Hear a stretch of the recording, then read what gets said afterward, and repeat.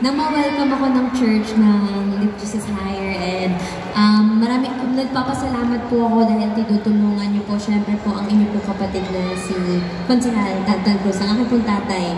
Sana po tulungan niyo po siya, at syempre po makinig po tayo sa syempre sasabihin po ni Julian po muna. Si Julian po muna, babati din po siya. And magandang gabi rin po sa ating lahat. Pastor, magandang gabi po. Pasensya po, medyo nahuli kami, meron din pinanggalingan. Pero as always, unang beses po kami bumisita sa inyong simbahan.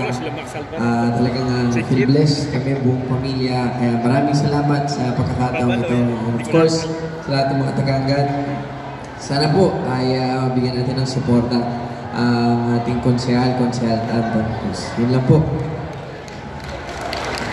Ayan. Magandang gabi po sa inyong lahat. Una na po ang aking pong pasasalamat kay Bishop Art po sa kanya pong pag-imbita po sa amin dito.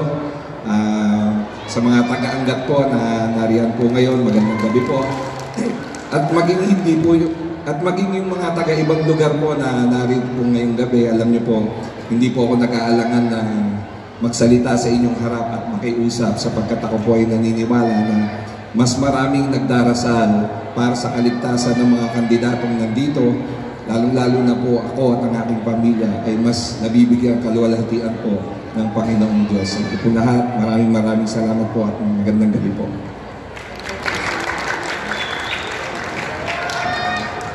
Kakanta ka? Hindi ba? Sasaya tayo. Pwede ba?